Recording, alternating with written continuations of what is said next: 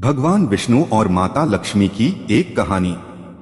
एक बार भगवान विष्णु जी शेषनाग पर बैठे बैठे बोर हो गए और उन्होंने धरती पर घूमने का विचार मन में किया। वैसे भी कई साल बीत गए थे धरती पर आए और वह अपनी यात्रा की तैयारी में लग गए। स्वामी को तैयार होता देखकर लक्ष्मी माँ ने पूछा, आज सुबह सुबह कहाँ जाने की तैयारी हो रही है?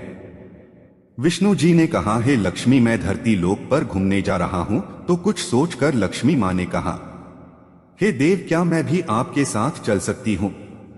भगवान विष्णु ने 2 पल सोचा, फिर कहा, एक शर्त पर, तुम मेरे साथ चल सकती हो, किंतु तुम धरती पर पहुंचकर उत्तर दिशा की ओर बिल्कुल मत देखना।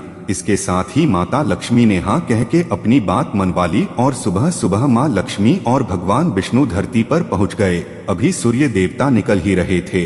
रात बरसात होकर हटी थी, चारों ओर हरियाली ही हरियाली थी।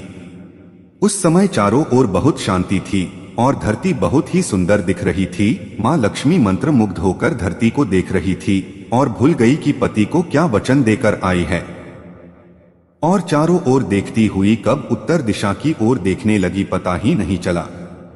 उत्तर दिशा में माँ लक्ष्मी को एक बहुत ही सुंदर बगीचा नजर आया। उस तरफ से भीनी भीनी खुशबू आ रही थी। बहुत ही सुंदर सुंदर फूल खिले थे।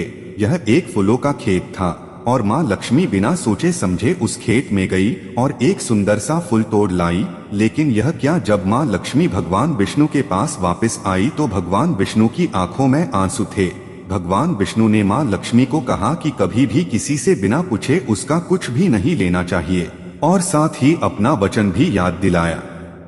माँ लक्ष्मी को अपनी भूल का पता चला तो उन्होंने भगवान विष्णु से इस भूल की माफी मांगी। तो भगवान विष्णु ने कहा कि आपने जो भूल की है उसकी सजा तो आपको जरूर मिलेगी। जिस माली के खेत से अपने बिना पूछे फूल तोड़ा है, यह एक प्रकार की चोरी है। इसलिए अब आप 3 साल तक माली के घर नौकर बनकर रहना पड़ेगा। उसके बाद मैं आपको बैकुंठ में वापस बुलाऊंगा। माँ लक्ष्मी ने चुपचाप सर झुकाकर हाँ कर दी। माँ लक्ष्मी एक गरीब औरत का रूप धारण करके उस खेत के मालिक के घर गई। घर क्या, एक झोपड़ा था और मालिक का नाम माधव था। माधव की बीवी, 2 बेटे और 3 बेटियां थी। सभी उस छोटे से खेत में काम करके किसी तरह से गुजारा करते थे। माँ लक्ष्मी जब एक साधारण और गरीब औरत बनकर जब माधव के झोपड़े पर गई तो माधव ने पूछा, बहन तुम कौन हो और इस समय तुम्हें क्या चाहिए? तब माँ लक्ष्मी ने कहा, मैं एक गरीब औरत हूँ, मेरी देखभाल करने वाला कोई नहीं। मैंने कई दिनों से खाना भी नहीं खाया, मुझे कोई भी काम दे दो, साथ में मैं तुम्हारे घर का काम भी कर दिया करूंगी। बस मुझे अपने घर के एक कोने में आसरा दे दो। माधव बहुत ही अच्छे दिल का मालिक था, उसे दया आ गई। लेकिन उसने कहा, बहन मैं तो बहुत ही गरीब हूँ, मेरी कमाई से मेरे घर का खर्च मुश्किल से चलता है। लेकिन अगर मेरी 3 की जगह 4 बेटियां होती तो भी मुझे गुजारा करना था। अगर तुम मेरी बेटी बनकर जैसा रूखा सूखा हम खाते हैं उसमें खुश रह सकती हो तो बेटी अंदर आ जाओ। माधव ने माँ लक्ष्मी को अपने झोपड़े में शरण दे दी। माँ लक्ष्मी 3 साल उस माधव के घर पर नौकरानी बनकर रही। जिस दिन माँ लक्ष्मी माधव के घर आई थी उससे दूसरे दिन ही माधव को इतनी आमदनी हुई फूलों से कि शाम को एक गाय खरीद ली। फिर धीरे धीरे माधव ने काफी जमीन खरीद ली। सबने अच्छे अच्छे कपड़े भी बनवा लिए। फिर एक बड़ा पक्का घर भी बनवा लिया। बेटियों और बीबी को गहने भी खरीद कर दिए और उसके घर शरण लेकर रह रही लक्ष्मी जी को भी उसने वो सब दिया जो अपनी बेटियों को दिया था। पहले से कई ज्यादा सुखी और समृद्धि माधव के मन में हमेशा ये ख्याल आता था कि मुझे यह सब इस महिला के शुभ कदम मेरी झोपड़ी में पड़ने के बाद मिला है। इस महिला ने एक बेटी के रूप में मेरे जीवन में आकर मेरी किस्मत ही बदल दी। 3 साल लगभग बीत गए थे, लेकिन माँ लक्ष्मी अब भी घर में और खेत में काम करती थी।